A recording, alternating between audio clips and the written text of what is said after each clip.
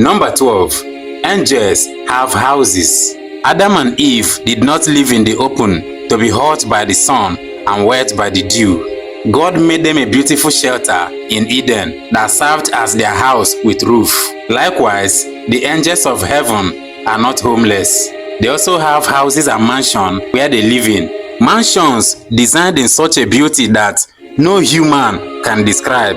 Jesus himself has said, "In my Father's house, that is heaven, are many mansions. If it were not so, I would have told you." In other words, I am not telling you lie about it.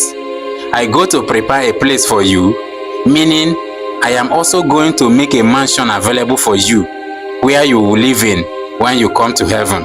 In John chapter 14, verse 2. Number 13. Angels do not marry. They do not need a wife. They do not need sex. They do not need woman or female companion for any purpose whatsoever.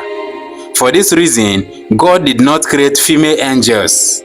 For all assistance that females should render, God had already provided for them. In addressing marriage issues, Jesus said, "Humans shall be like the angels in heaven."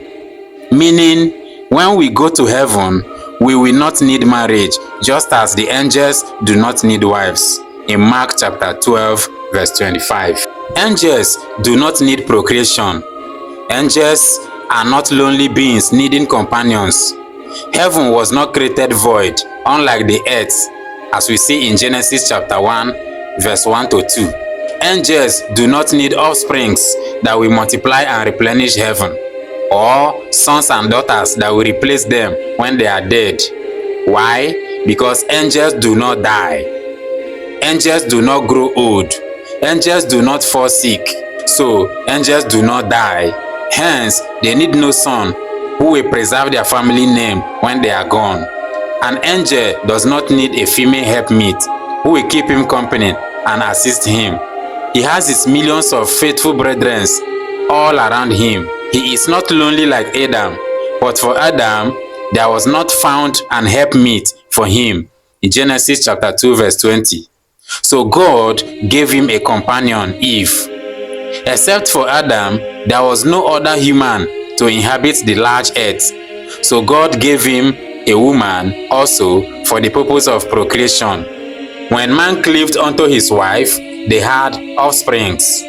So they became fruitful and multiplied and replenished the earth. In Genesis chapter 1, verse 28. Do angels need vehicles for their travel? Angels do not need cars and private jets in their travel. They have wings with which they fly. Apart from wings, angels can also disappear and appear. They are faster than the fastest jet ever made by human. Angels go forth like the appearance of a flash of lightning, as seen in Ezekiel chapter 1, verse 14. So swift their flight. You may ride on horses from Galilee to Jerusalem. You may ride on donkey from Egypt to Canaan. You may ride in the fastest car from South Africa to Ghana. You may fly in the fastest jet from Nigeria to America. None of these journeys take less than 30 minutes. The distance between heaven and earth is so large that no human mathematician has been able and will never be able to measure the miles. Yet, the least angel in heaven can land the earth in a second. Oh, what a creator. God is the best inventor ever. Number 15. Why were angels created?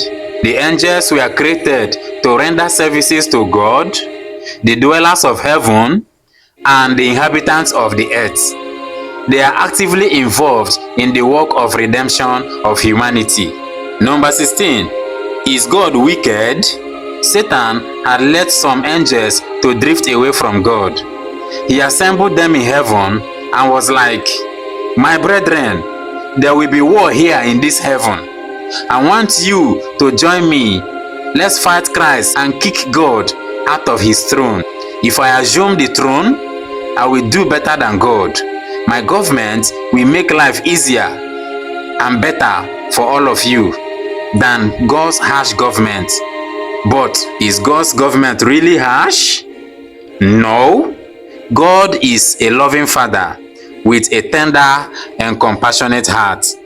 But Satan went ahead to excite dissatisfaction concerning the laws that govern heavenly beings, intimating that God's laws propose unnecessary restraint. Since their natures were holy, Lucifer argued that all angels should obey the dictates of their own will and not what God tells them. Lucifer sought to create an impression in the minds of the angels that God was wicked and dealt unjustly with them all, and that he, Satan, was seeking their liberty so they could attain a more nobler state of existence. This his instigation continued for a very long time. He so convinced the angels that some of them began to dance to his tune. He created confusion in heaven. Number 17. 1/3 of the angels were deceived, and heaven divided into two. Lucifer was on one side with 1/3 of the angels. Jesus, who metaphor describes as Michael, was on the other side with the 2/3 of the angels. Michael means who is like God. Angels are the sons of God. Jesus Christ is also the Son of God. Angels are messengers of God. Jesus is also the messenger of God. As all human beings have names as an identity, so do angels. If Jesus Christ can call even the disciples my brethren, call the angels my brethren, then truly he is a humble Father. All the dwellers of heaven have names. The angelic name of Jesus Christ is Michael. Another angel whose name was recorded in the Bible was Gabriel. Apart from these two, the names of the rest of the angels of God have been kept from our knowledge. So, heaven divided into two. See, politics did not begin in this world. Satan started politics in heaven and brought it down to this earth. Satan and his angels started to fight Jesus, who is Michael, who created them. We were meant to understand that after God, then Christ, after Christ, then Satan. Who do you think is powerful enough to cast Satan down? Because he was the third in command. So if Satan was fighting, then he must be someone more powerful than Satan that was able to cast him down. That is Christ, whose metaphor name Michael. Satan and his angels started to fight the Jesus, Michael, who created them. John the Revelator said there was war in heaven. Number 18. War in heaven. And there was war in heaven. Michael and his angels fought against the dragon, and the dragon fought and his angels, and prevailed not, neither was their place found any more in heaven.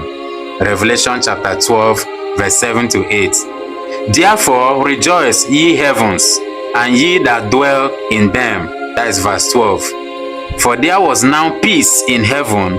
The rebels that were causing trouble had been thrown out.